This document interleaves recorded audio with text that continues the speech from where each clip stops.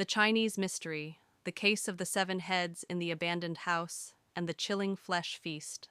On a frigid winter night in 1998, in a remote village in Hunan Province, China, whispers began to spread among the locals about a strange, putrid stench wafting from an abandoned house deep within the bamboo forest. The house had been deserted for decades, ever since the last family living there vanished without a trace. No one dared to venture near it, as rumors of ghosts and curses had shrouded the place in an ominous veil. But that night, curiosity got the better of a group of village youths who decided to uncover the truth. The group consisted of 7 close friends who had grown up together: A Ming, A Li, Xiao Hua, Da Wei, Xiao Jun, A Qiang, and the only girl, Yulan. Armed with flashlights, a few bottles of baijiu to bolster their courage, and a machete for protection, they set out. As they approached the abandoned house, the biting cold seemed to grow heavier, and the wind whistling through the bamboo sounded like someone moaning. The rotting wooden door creaked loudly as A Ming pushed it open. Inside, the stench hit them like a wall, forcing them to cover their noses.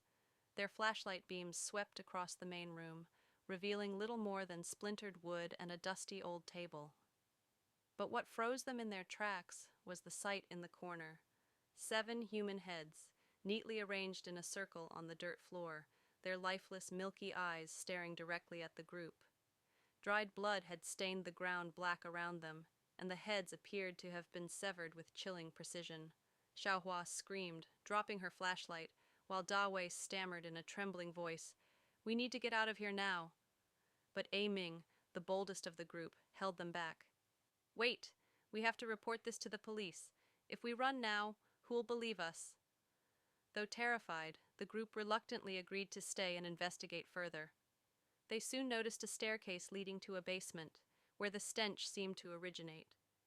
Urged on by A Ming, they descended, each step creaking on the decaying wooden stairs. When their flashlight beams illuminated the basement, the sight was so horrifying that Yu Lan fainted on the spot. On a long stone table lay 7 headless bodies, positioned as if attending a banquet. Before each corpse was an old porcelain plate piled with human flesh, cut into small, glistening red pieces, still dripping blood. Some pieces had bite marks, and beside them were blood-stained chopsticks. At the center of the table, a large hot pot steamed faintly, though there was no sign of fire or heat source. Inside the pot, white bones bobbed in a thick red broth that carried a strange herbal scent. Ai Qiang, the most timid of the group, couldn't hold it in and vomited violently. Xiao Jun stuttered, Who? Who could do this? This can't be human." But A Ming, though pale as a ghost, tried to stay calm. He stepped closer to the table and picked up a crumpled piece of paper next to the hot pot. Scrawled in red ink, or perhaps blood, were the words, "A feast for the curious. You've come, now stay forever." Panic erupted, and the group turned to flee, but the staircase collapsed with a deafening crash, trapping them in the basement with the 7 corpses and the heads above. In desperation, Da Wei spotted a small, hidden door behind a dirt wall. With no other options, they smashed through and crawled inside, hoping for an escape. What awaited them on the other side, however, was even more terrifying. They entered a sealed chamber, its walls covered in bizarre symbols drawn in dried blood. In the center sat a gaunt man with long, tangled hair, muttering incomprehensible chants with his back to them. Before him was a small altar holding 7 bowls filled with fresh blood. When their flashlight beam hit him, he slowly turned around. His face was no longer human, pale as death, eyes sunken, and a grotesque smile revealing teeth stained red. "You've arrived," he rasped in a guttural voice. "The feast isn't over yet." Before they could react, he waved his hand, and a frigid gust extinguished all their flashlights. Yulan's scream pierced the air, then fell silent. When A Ming managed to flick on his lighter, only 5 of his friends remained. Yulan was gone. On the altar, a new bowl of blood had appeared, filled to the brim. In sheer terror, the group lunged at the man, but he moved like a phantom, his knife flashing in the darkness. Xiaohua fell first, her throat slit cleanly. Da Wei and A Qiang tried to run, but they couldn't escape the invisible blade. Only A Ming and Xiao Jun survived, huddling in a corner, their breaths ragged. The man paused, staring at them with hollow eyes.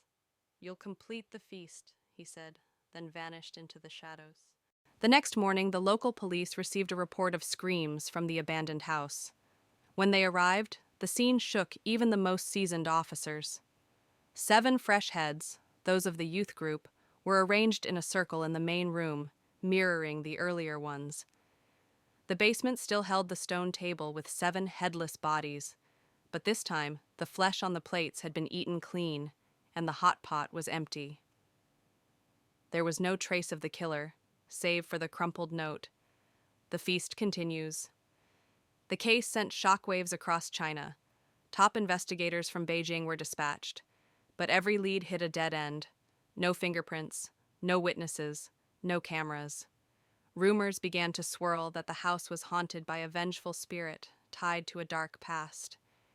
Village elders whispered that decades ago, a family of 7 living there had been slaughtered in a twisted ritual, and ever since, every 10 years, 7 new victims were claimed by the curse.